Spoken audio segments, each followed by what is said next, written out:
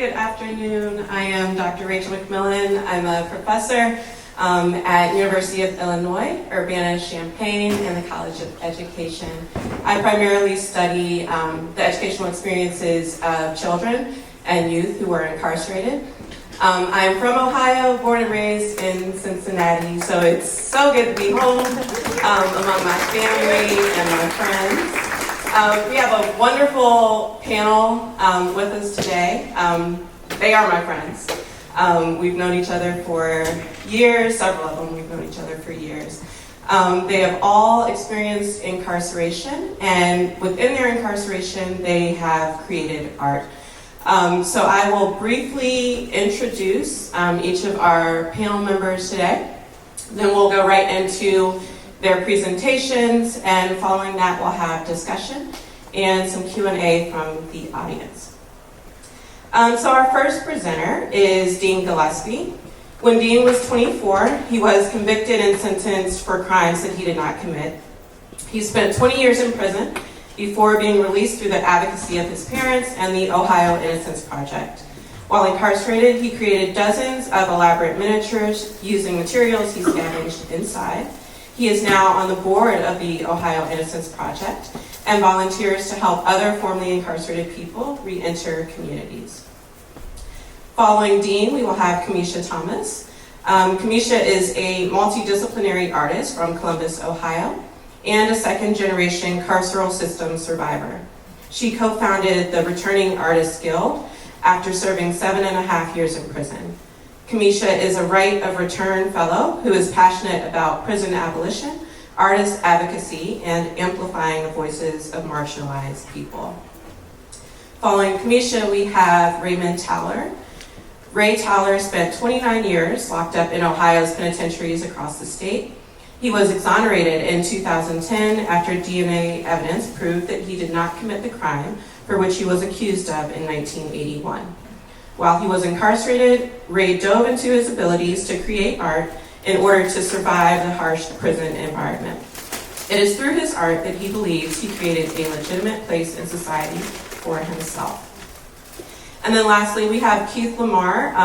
Unfortunately, Keith had a death in the family this week, and so he will not be able to call in, but I will be presenting in his stead. Keith Lamar is currently incarcerated on death row at the Ohio State Penitentiary in Youngstown, Ohio. He has spent the last 29 years within solitary confinement, even though he has maintained his innocence. And on November 16th, 2023, the state intends to execute him. As an artist, Keith uses poetry, prose, and music to not only share the story of this incredible injustice, but to place the story within the broader history of enslavement and mass incarceration. Most recently, Keith collaborated with several jazz musicians, including Albert Marquez, Brian Jackson, and Samora Penderhughes, to create an album titled Freedom First. All right, we will begin with Dean. Take it away.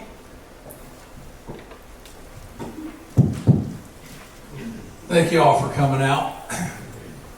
Thanks for Freedom Center bringing the show to Cincinnati. That's a fantastic thing, being I'm an Ohio native, and the Ohio Innocence Project is based right here at the University of Cincinnati, who helped me get out. And the director of the project is here. I'm very proud to have him here, Mark Gotze, the man who got me out of prison. Yes, so grateful for Nicole Fleetwood to get to know me through her cousin, who we were locked up together, and we were going to his parole hearing, and the family asked me to go to speak because we was in the same cell block together, we was good friends, and so I'm sitting there waiting, and Nicole shows up, and she starts talking. I'm like, I ain't saying a word. This chick has got it all figured out. And when we got into that parole hearing, let me tell you something right now. There was an education given by Nicole Fleetwood. One of the parole members asked her a question after she straightened them out on a few things that they had done to her aunt with questioning. She made sure she got them straight on that. And the first guy asked a question and the rest bowed their heads and never said another word. And he came home. So, and then we started talking about my art that I had done while I was in there. And next thing you know, Nicole made me famous. And I'm actually, one of my pieces is on every one of your tags, with your name tag. So my head just keeps getting bigger and bigger. I walk in the building and there's a big billboard shining with the rotating billboard out here with me, with my diner on it. And it's just been crazy. She asked me to come up to Rutgers several years ago when she was writing the book, and to a show up there, and I went to that, which I didn't even understand, why. This is just stuff I made out of trash. And that show went off great, and then she called me a few months, well, it's actually a few years later, and said, hey, we're putting a show together, and it's going to be at a museum in New York. Wanted to know if you wanted to have some of your pieces in it. And I'm like, but whatever you want to do, just let me know what I need to do, and that's fine with me.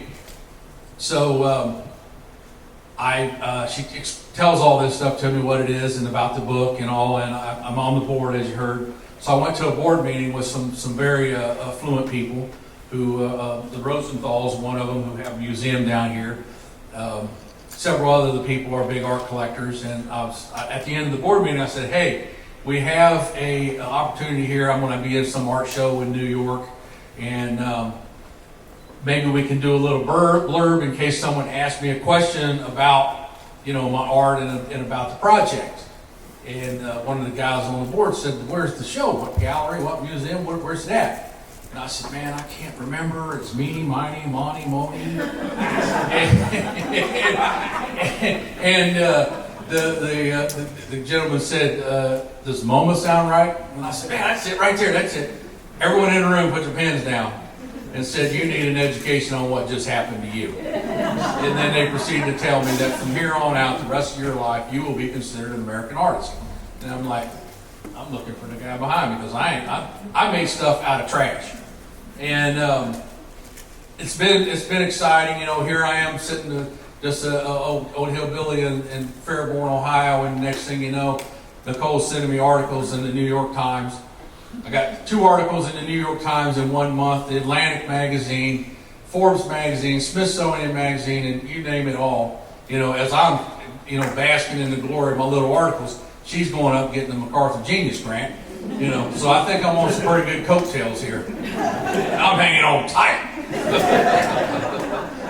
So it's been a great ride, to be able to travel around.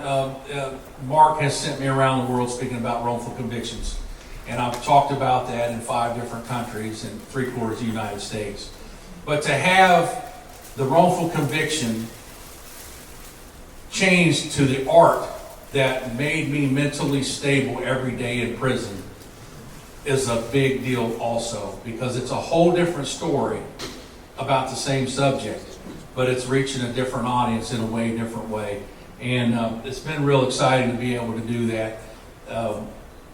Just the different people you meet at these galleries and these museums, to get to go to MoMA. You guys understand? Let me tell you what they told me at the board meeting. MoMA. They said MoMA, the most prestigious contemporary art museum in the United States of America. And this stuff came out of the trash in prison. Everything that I used was trash. If you look at the little label there, it's got the little Airstream diner on it. That was just made out of the back of writing tablets and foil out of cigarette packs and stick pins. And all my art was found objects, and you'll see them down at the Freedom Center if you go check it out. And I'm at MoMA. I'm at MoMA from prison.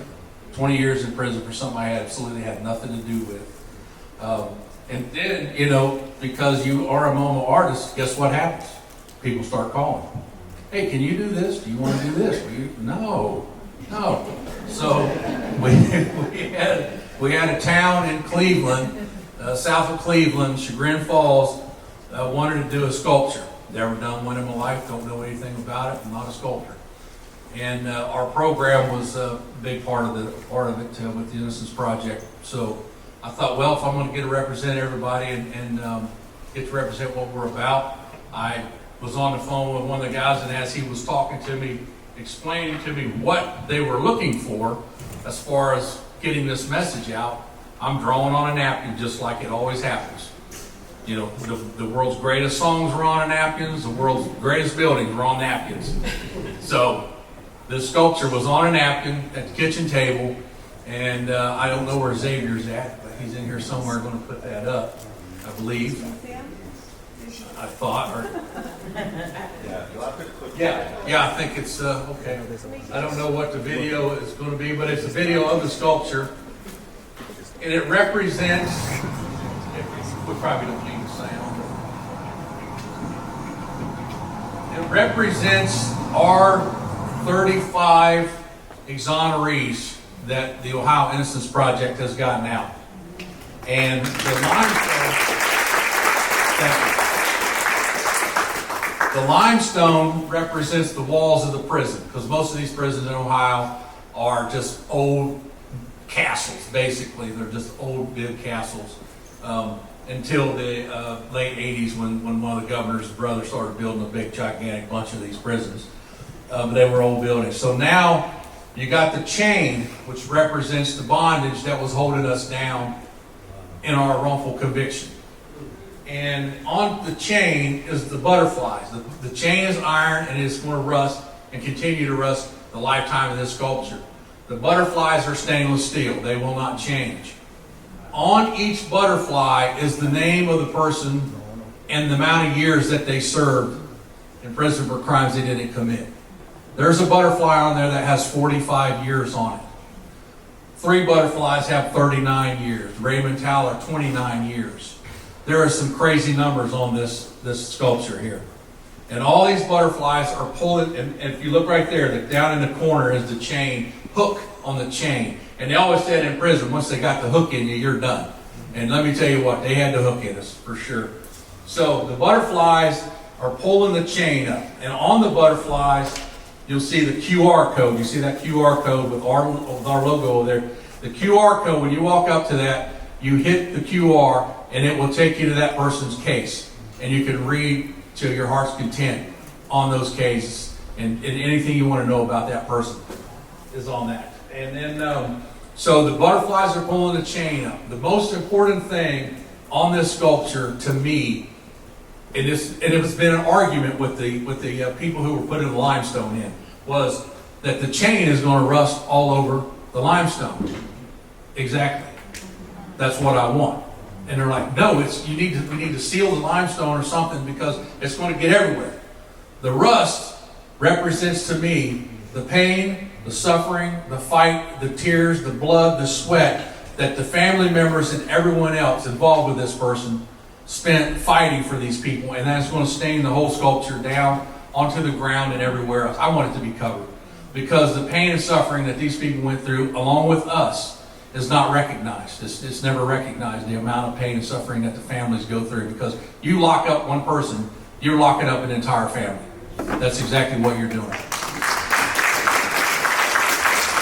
So very proud of that new piece, and hopefully I can talk them into doing another one down here by our new law school. We'll see how it goes. Thanks.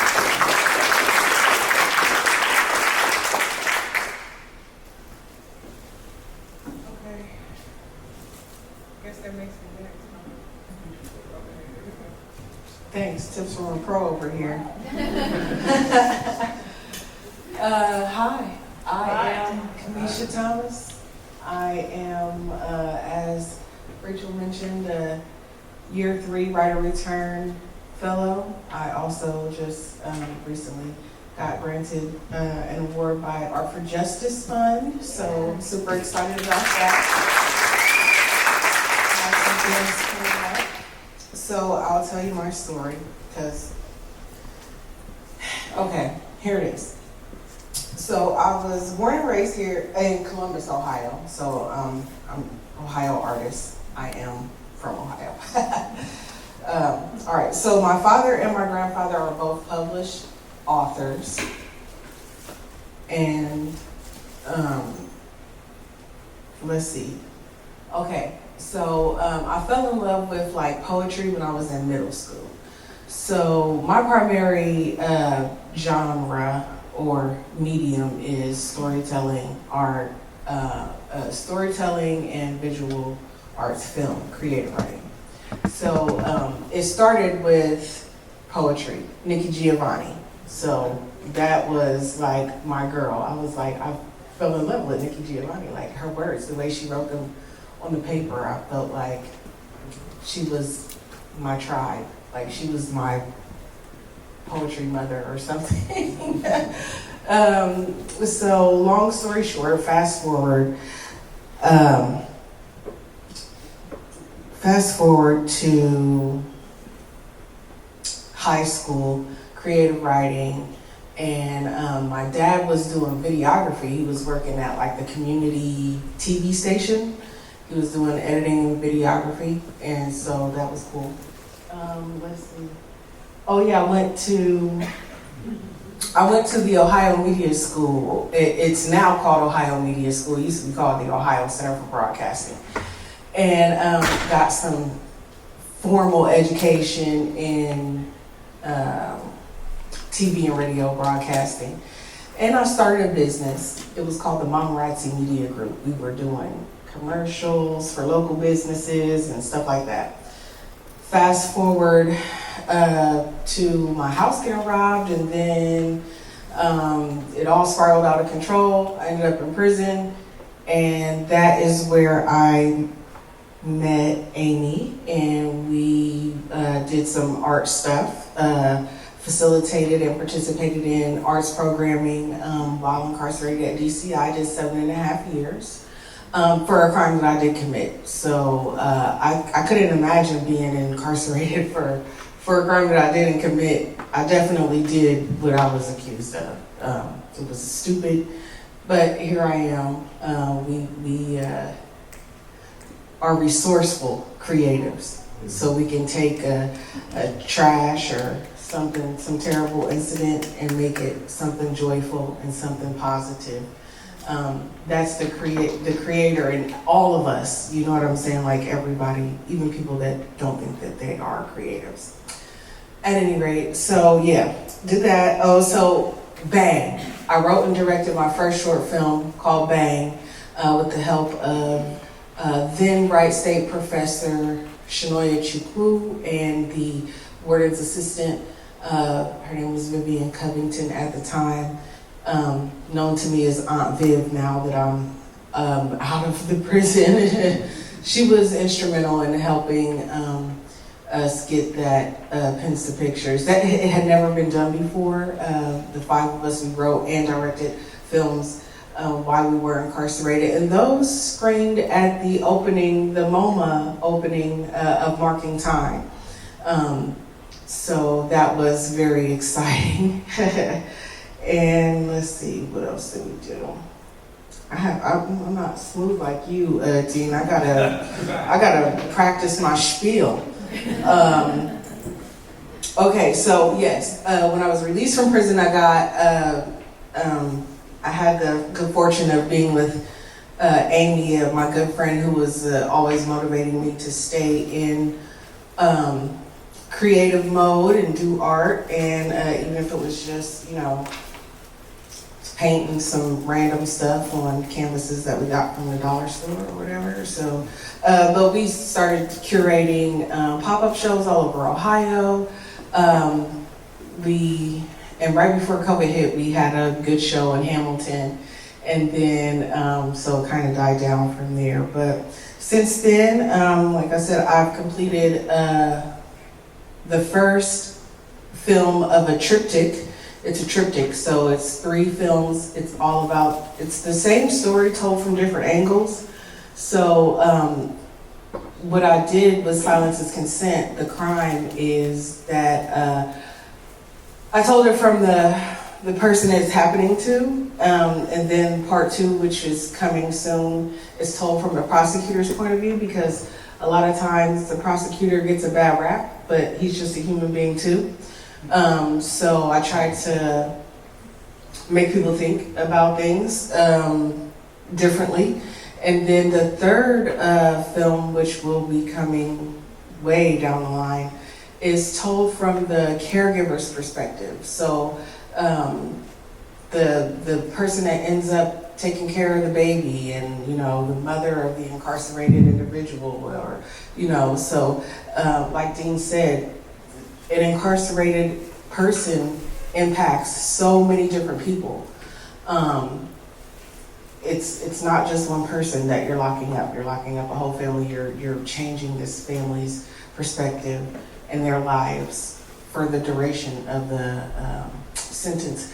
But I don't know if the video is going to come up in there, but I had a trailer. No. Oh.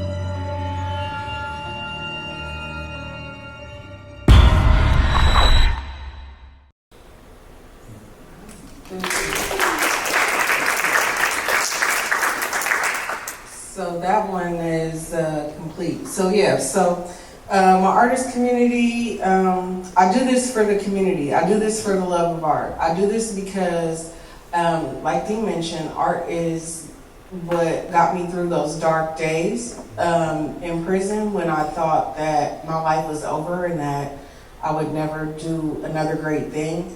I was able to doodle or paint my way or sculpt my way out of those dark days. Art, I believe, is the healthiest, most productive output of emotions, of a way that we can process our emotions. So that is kind of like the heart of the RAG. We do it not just because we like to create art, but because we know how valuable it is. And we can change things when we do it. It's our only place. Yeah, it's our only. I think every person in the world is suffering from PTSD, whether we want to admit to it or not. And if we just keep those emotions and things bottled up inside, then we will implode. And that is why we have so many people doing hateful things, because they keep all that stuff bottled up inside and they don't process it in a healthy, meaningful, productive way that is going to get you from point A to point B. Like, I'm so like, yeah, we're familiar with the pain. We know what the pain is like. We know what the suffering is like. We know the negativity. I'm more interested in getting to that healed place, creating art that is rooted in joy, creating art that is, you know what I'm saying, that is a picture of what our world could be if there was no prisons, if there was no jails, if there was not a hate crime happening, I digress, I'm sorry. So I had some other talking points about the current conditions in Ohio prisons. Women are still the low end of the totem pole. How? I don't understand. Patriarchy must die, but patriarchy must die. Like, it has to. So sanitary napkins and feminine hygiene products, like there's an issue. I don't know if people know this, but like sanitary napkins and feminine hygiene products are scarce in America. So imagine what's going on in the prison. Okay, let that marinate. And then let's see, what else did I have to talk about?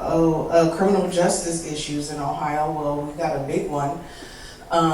You know, in Ohio, especially, we cannot get abortions anymore.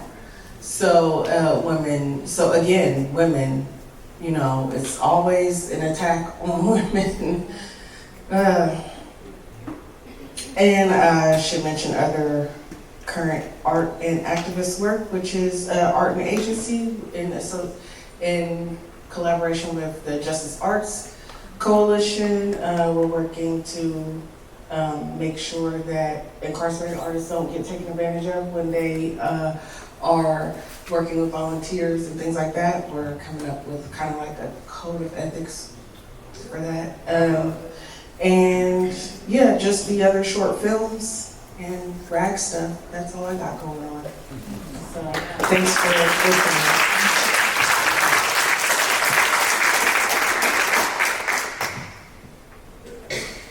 Oh, I see my name, so. You can put those pictures up, because that's what I'm using to talk about. This is the one that got me here. Thanks. I forget how you seen this one. It's probably because of this guy, Mark Gossi. Had it. And Dean. This is when I was really, probably I'm gonna start back.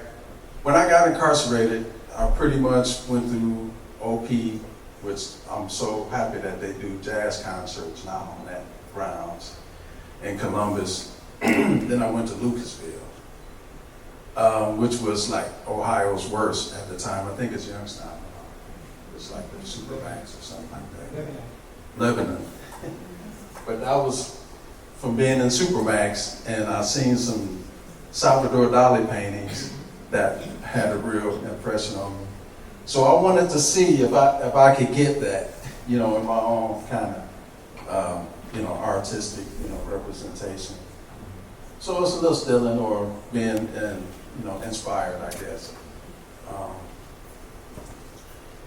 And so for me to get started painting in prison with pretty much zero money, because when you get locked up, it kind of wipes out your reputation.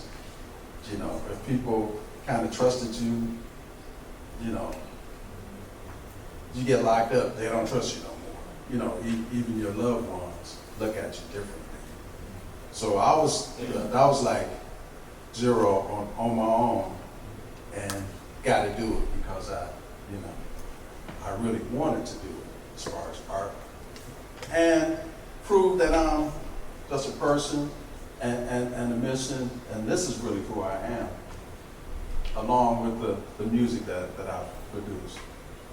But to be able to do it, you know, I had to start with doing envelopes for like another envelope, or two envelopes actually. So I would have sell one envelope and get two, draw something else on that one, write home with the other one to try to get the hell out of prison. So it was like a multi-purpose thing. I was doing it to make money, and I was writing, you know, to get out. You know, I did that for almost 20 years. When I started writing this guy, I had to write nobody else in the Ohio Innocent Project. So, yeah, I kind of developed and just got better and better. And, you know, I kind of end up working with portraits. So this was my example of portraits that I had made, that I had sent home to my sister and one of my best friends. And they took my stuff to New York, just trying to see, hey, is this guy, is he a real artist?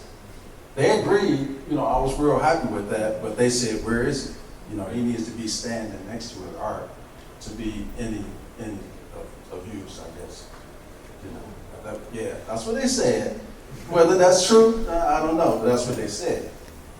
So I just kept painting, you know, and trying to get to a certain level, and still using that same kind of keep working so that you can allow yourself to do more work, you know.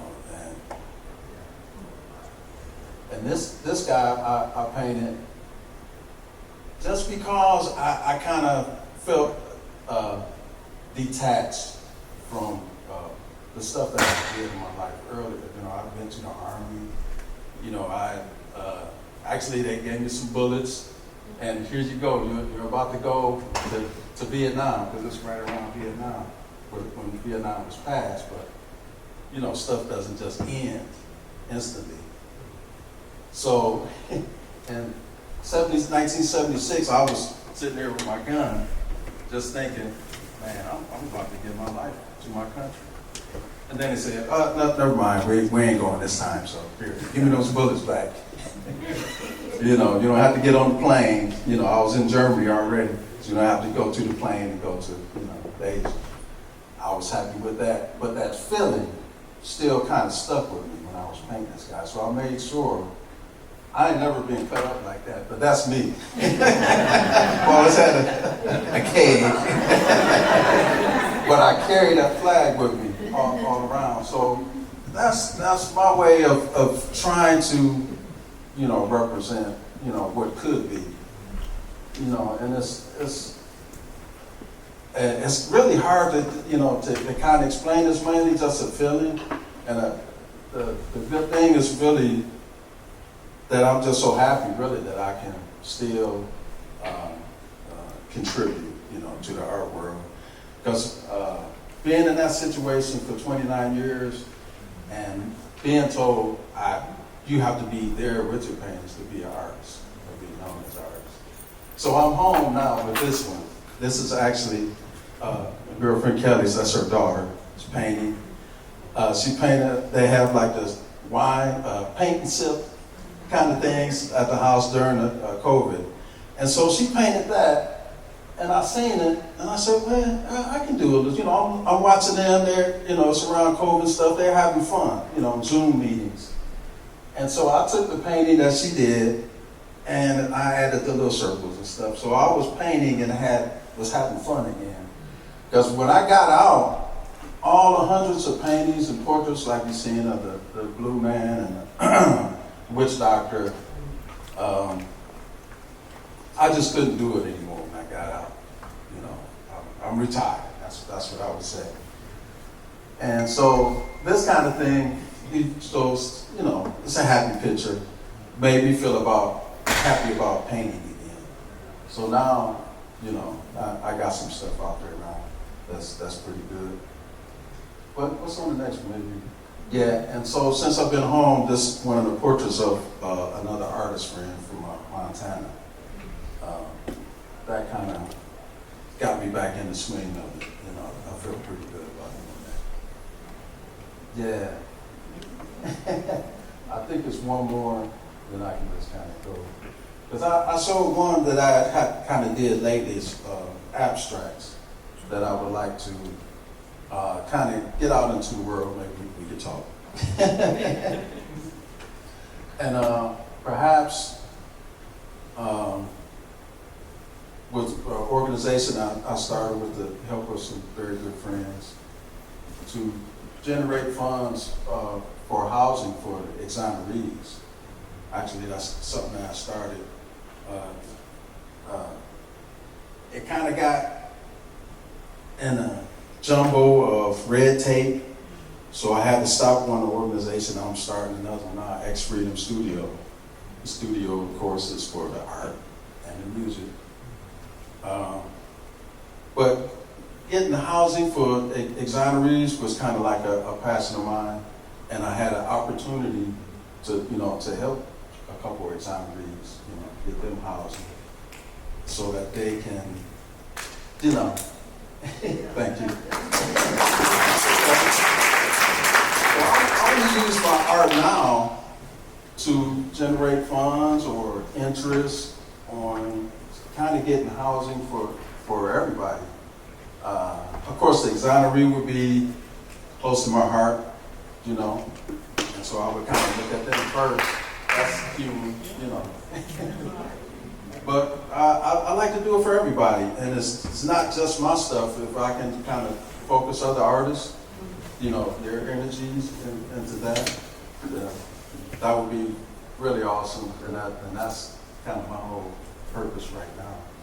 It's kind of making it work. It's so much fun just painting and relaxation and all that stuff. What better thing could you be doing the thing that you love to help folks? That's all I got.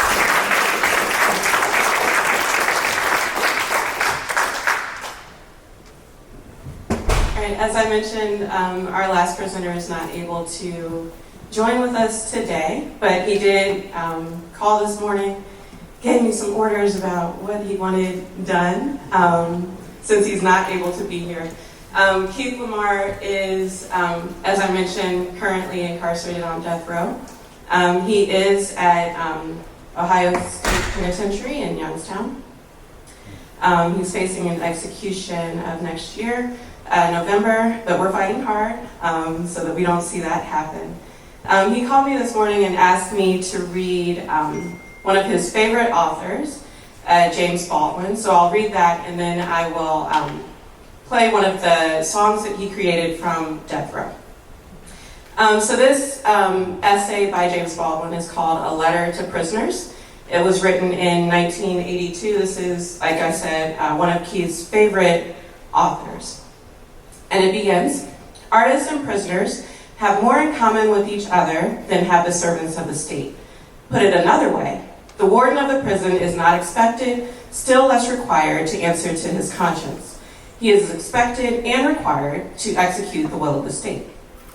How he explains this to his children is cunningly enough no concern of the state, which has every reason to believe that the son will grow up to be like the father. Or to put it yet another way, the artist, insofar as the state is compelled to consider this inconvenient creature at all, is nothing more and also nothing less than a potential prisoner. The artist is a prisoner at large who has so far escaped his just deserts by means of his private cunning and the liberal bleeding heart public cowardice.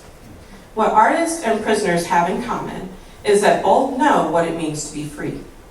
Now this is a thoroughly unattractive paradox, which I, like many another, would like to be able to avoid. But it is impossible not to recognize that the people who are endlessly boasting of their freedom, we're the best because we're free, loathe the very suggestion of such a possibility for anyone other than themselves.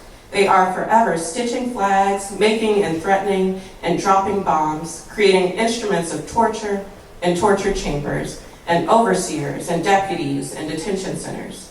Their notion of freedom is so strenuously calisthenic, not to say defensive, that freedom becomes a matter of keeping everybody else out of your backyard or bomb shelter. There are none, by no means, incidentally, in the ghetto. If I happen to be wrong about ghetto bomb shelters, I would love to be corrected. A vast amount of energy, the word is not yet obsolete, and an indefensible proportion of the public treasury, this government is spending our money after all, go into endeavors which have as their single intention and concrete purpose and effect that no one be so rash as to act, or to dream of acting, on his or her right to be. I have suggested that the connection between the artist and the prisoner is an unattractive paradox, but it is more than that. I have called it an unattractive paradox because it would seem to indicate that, in general, we value freedom, or find ourselves compelled to attempt to define it, only when it is arbitrarily limited or menaced, when another human power has the right to tell us when and where to stand or sit or move or live or make love or have or claim our children, or bow mighty low or die. We do not feel this way about the rain, the snow, the thunder, or the earthquake or death. These have no reason to consider our hope or anguish. The thunder which deafens me or the water which drowns me is not a man like me, is not compelled to hear my cry or answer my plea. But we are compelled to hear each other. Knowing perfectly well how little can be done, one discovers how to do some things. This may be part of the definition, or pride or price of freedom, for this apprehension necessarily involves a real recognition of and respect for the other and for the condition of the other. The other is no longer other, and is indeed, as the song puts it, closer than a brother. The other is oneself. There's absolutely nothing in my experience more painful, more devastating than this revelation. One can scarcely live with it, but one can certainly not begin to live without it. It is this perception, as I begin more and more to believe, which gives the person the energy, the passion to break the chains which bind him, or to be accurate, the chains which bind us. The unattractive paradox is that it is this danger, this action, this recognition of what it means to love one another, which defines freedom, which brings it to being, which makes it as real as the Word becomes flesh to dwell among us. Brothers and sisters, please remember, especially in this speechless time and place, that in the beginning was the Word. We are in ourselves much older than any witness to Carthage or Pompeii, and having been through auction, flood, and fire, to say nothing of the spectacular excavation of our names, are not destined for the rubble. This song that I'm about to play is called The Drowned and the Saved.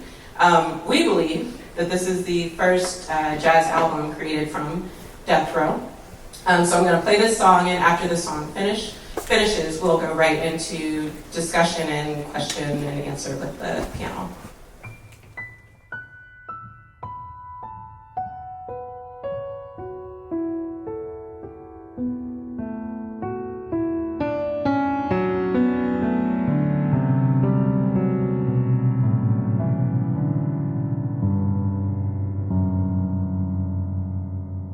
You know, in this country, most of us operate under the delusion that we live in the 21st century, and that somehow, without actually doing the work, we have overcome our history.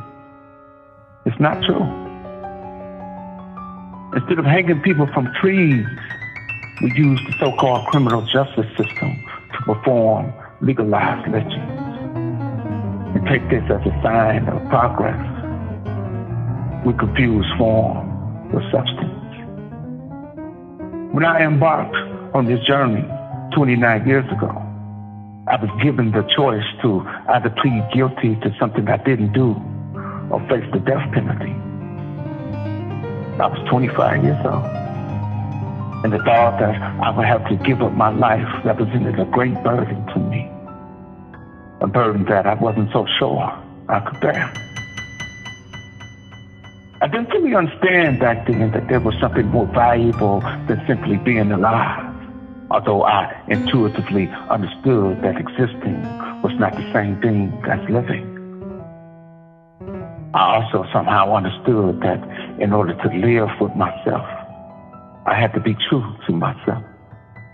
And for this, I would have to pay a hell of a price. After I was sentenced to death, I was thrown in solitary confinement. It felt like I was thrown into the middle of the ocean. Try to imagine it. Water as far as the eye can see. And it's just you by yourself, floating. That's what solitary confinement is like. In situations such as this, God ceases to be an abstraction, something that exists apart from who you are and what you do. This is the domain of the drowned and the saved. Life is very real here, and your senses mean more to you than they ever will. What you can see, what you can feel, what you can hold in your hand. These are the only things that matter. You begin to comprehend that under the circumstances, a piece of driftwood can be God. I mean, the smallest thing can save or change your life. And this piece of driftwood, a book, a dream, a random stranger, has not come to inquire about your particular race or religion. Instead, it has been sent to ask a more basic question. Do you want to live? And what does it mean to be alive? What are we doing here?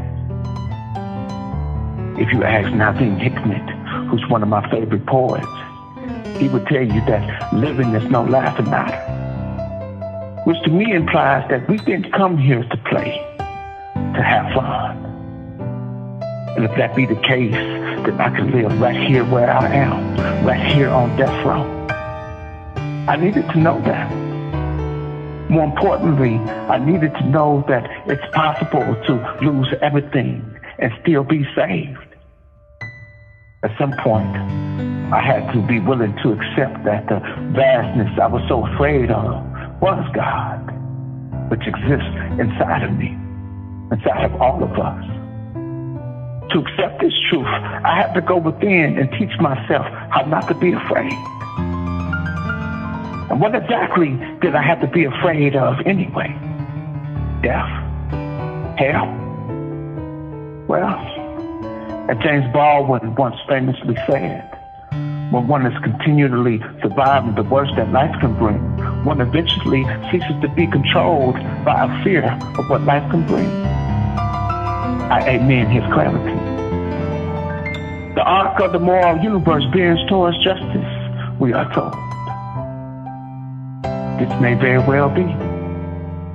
But we, with our own hands and mind, must bend it. We have to do the work. People are dying who could be saved.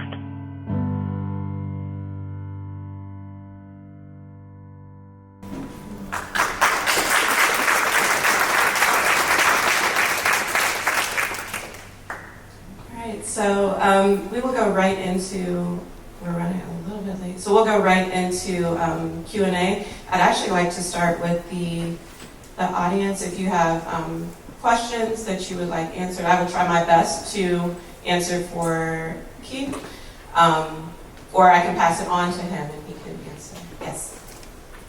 I just wondered about the potential tension for artists practicing and creating work while incarcerated, between it being an outlet, as all of you said that in various ways, between it being a way to access resources, as you mentioned, Raymond, and in terms of, is that better? So the tension between being a practicing artist and having your art be a personal outlet, access to potential resources like envelopes, like you started out, Raymond, but also a way in which people who are incarcerated get exploited again. There's that whole economy of art on the inside, including prison staff wanting special pictures for their kids, for their birthdays. And so it seems that, so that's my question. What was that tension like between art sort of intersecting in all those ways? And before you all answer, I'm going to ask our people who ask questions to also introduce themselves so that we can really foster community. Sure. And Stacey and I I've known her since 17. We went to college together, so we're putting you on the spot. I'm Stacey Burge. I've known Nicole since we were 17. And formerly did work in jails and prisons and saw some of that exploitation of artists. That's real stuff. Too. And now? Now I'm the CEO of Found House, Interfaith Housing Network. So we work on affordable housing, and Raymond, I'd love to talk to you some more about that. So, but that's my question about that tension between resource expression and exploitation. It's kind of funny is that the tension was kind of the market. In a way, you know, if you're an artist, especially if you're a starting market, it doesn't matter who buys your stuff. You just want to sell it because sometimes the money wasn't cash that you would get. Sometimes it was supplies, or because you're dealing with staff, it's okay. Hey, I'll let you use some of the state's paint or something like that. Some barter kind of stuff. But the Ohio, just the system, it's I forget the name of the building, but it was the government, just to generalize it a little bit, would have displays of prison art. That's kind of the thing that we kind of grew into not liking, because it was you see all that kind of greed and kind of misuse of it, just taking paintings. Promised, or you could probably sell it, oh yeah, I want 3 of those from my office, then they just disappeared, a lot of the paintings. Or, you're scared to charge what you really know your art might be worth. You do a painting that's worth here $2,000, like the witch doctor, a friend of mine bought that for $2,000. But in there, somebody would offer me 40, and, when you're starving, a cracker is like a steak, so what can you do? You just try to keep going, keep doing what you do and try to keep it positive that you won't stay in there. The more people that sees your art, then the more, into society you will become. That's the dream. Thank you, Stacy, for asking that question. And Raymond, let me just piggyback off of you. That's exactly why the Returning Artists Guild, is working with Jack to create some type of standard practices so that doesn't happen, so that the incarcerated artist does not get taken advantage of, so that they get what they are worth, $2,000 versus $40 worth of commissary. And unfortunately, due to the laws, especially here in Ohio, we have to kind of go around the facility in order to get that done. But at the same time, when volunteers contact incarcerated artists, they need to know a few things. Number one, that the artist needs to be paid what they are worth, like the same thing that an artist outside would be paid.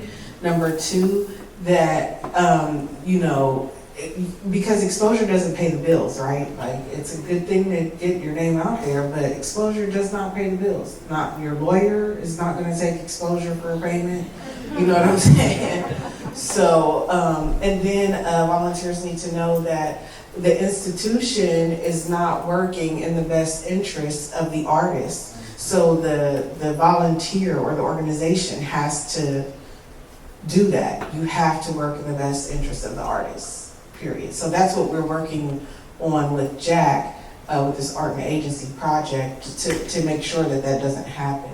I also would like to add that we are also working to get like a transitional housing type of situation in Ohio, well, specifically Columbus, because you have to, be either in recovery or religious to get some type of reentry resources here in Ohio, and that sucks. So we want, to do it a little differently and make room for everyone else that doesn't fall into those. I'm not going to sit up here and tell you, prison saved my life and I got baptized in, Jesus' name and when I was in prison. If it wasn't for prison, then that would be the situation, because a lot of people do not have that. But, or, the recovery piece, like art is a life path, so we want to get some housing and some options for folks. I just want to add one more thing to our Constitution.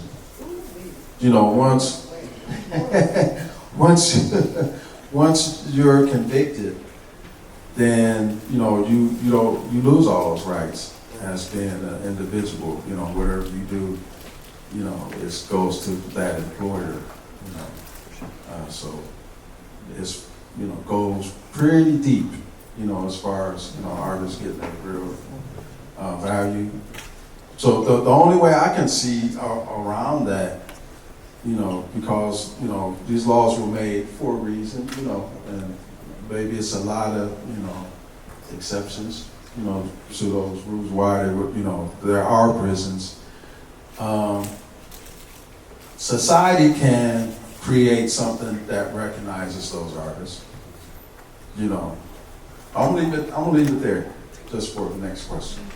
Well, I want to jump on the question too. Most of the institutions that I was at, if we sold a painting, the institution got 20%. For what, I don't know, but they got 20%. But my art was pushing the envelope. The dioramas I was doing was not allowed. You know, we was allowed to use color pencils and pastels. And I just started building these little buildings and pushing the envelope. So I fought them the whole way every time I was doing art. And it finally got to a situation where they kind of liked what I was doing, the institution liked what I was doing, and putting it on display in different places in the institution. And I started working with the community service program, which that's when I started pillaging their files and their places, because we would do a project and build in supplies for ourselves, you know, when we were doing the project for them, because they wasn't giving us nothing. So we would just say, okay, well, if it takes a quart of paint, we're just taking a gallon. And that's what we would give to them is over a budgeted supplies, and then we would get our supplies out of their supplies to be able to use what we wanted to use.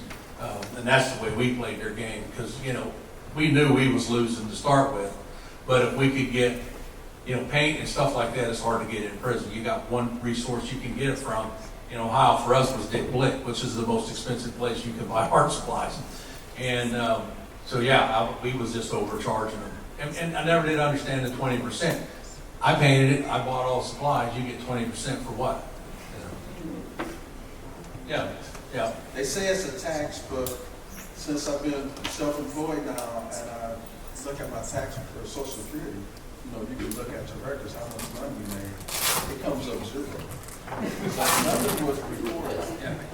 So I was working like a dog, man. Just working whatever I could do, man. It's a scam. Just kind of disappeared. So being here and being recognized, just like the Dean said, I think it's a wonderful thing. So we got to figure out a way to keep this going and make it bigger, you know, bigger and better. We have one question. Robert McClendon, Dean and Raymond are my exoneree brothers, and I have a question for everybody.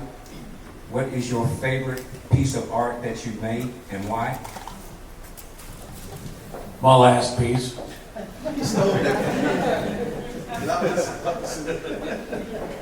Yeah, it's the last thing you do. That's your favorite piece. Right now, it's a sculpture because it's, you know, keeps me in shopping at the Jack Lantern Supply House where I can get my hats for my big head.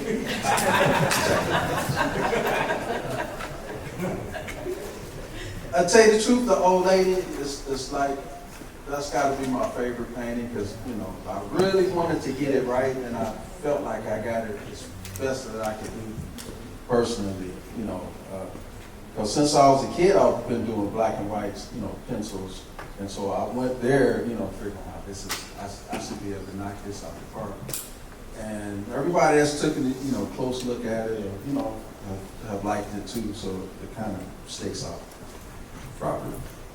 Sticks out to me. My favorite piece has not been created yet.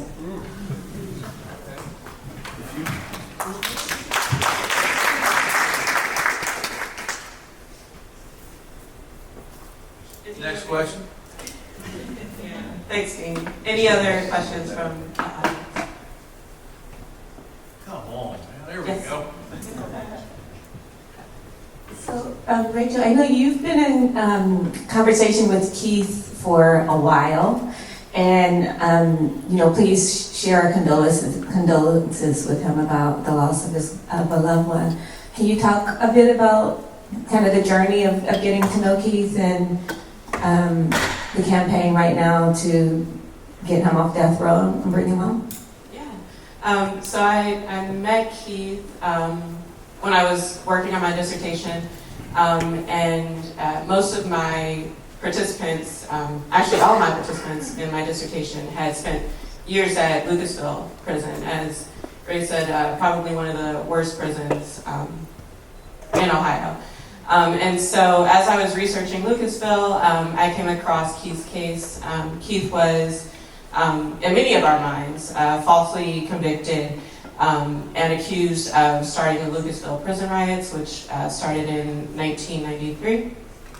And because of that, he was charged with 5 of the murders that occurred in the prison uprising, and then was sentenced to death. And so, as I mentioned earlier, his execution date is scheduled for next year. Currently, there is a Justice for Keith Lamar campaign. If you want to know more about Keith or find out ways to help Keith, you can go to keithlamar.org. He loves to speak to college classes, high school classes. So how I really got to know Keith was through my high schoolers. When I wrote to him, I asked if he could speak to my high schoolers, like Dean has come to my class, Robert has come to my class, Ray, and we did an art exhibit with my high school students. And so I asked Keith if he wanted to do that, and Keith said yes, but could I read with them? And so we started this book club where we meet every week. He selects the books, and the kids read them, and we have discussions around this. So yes, once again, if you want to find out more about him or get involved in the campaign to save his life, you can go to keithlamar.org. Thank you for that question. Yes? I just had a question about the trip to film. I'm just curious about your trip to film. Will it be screened all three simultaneously? Or it's three films in a series? I'm just curious about it. Please It's announce amazing. yourself. Oh, I'm Lori Brooks. Hi, The Lori. director Thanks of for the the movie. question.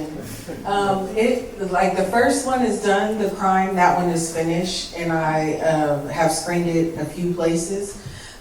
So maybe here coming soon, I'll have some other opportunities to screen that. And then the second one, I plan on filming next month, actually. And then the third one will probably, I don't know, I'll have to get another grant or something. I would like to throw out an ad too. On the 28th, in collaboration with the Freedom Center, the Ohio Innocence Project is doing a program on a film about my journey from prison to MoMA. And you can sign up at the UC for that event on the 28th of this month.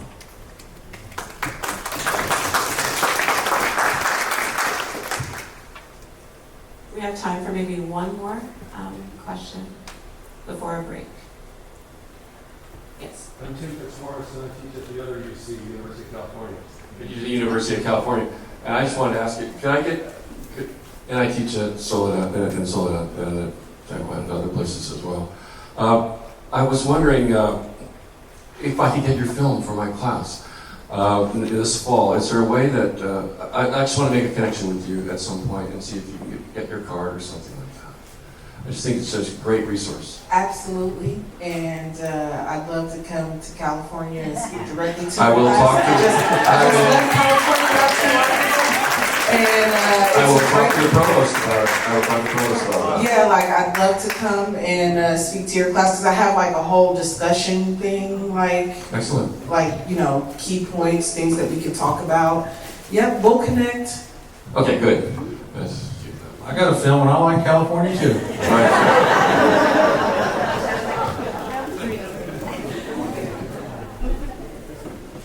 All right, if that is... I got one more quick question Oh, yes, sir. for her. Okay. First of all, me and your homie from Columbus. Okay. You think you could put me, Dean, and Raymond in one of your movies? I'm actually writing a film with featuring Mark. He's one of the Marking Time artists. His dad, Nibs. So I'm writing a role specifically for Nibs. And so I can write one for you and Dean and Raymond as well. Hey, Nicole said we were going to collaborate and we're going to make new stuff. Yeah, so we can definitely work that out. Thank you so much. You're welcome. And Kanisha, thank you for bringing up Mark, because I wanted to say Mark is an artist in Marking Time, currently incarcerated, who will be released at 8 a.m. tomorrow. Yes, hallelujah. That's right. You do come definitely when the Mark come home.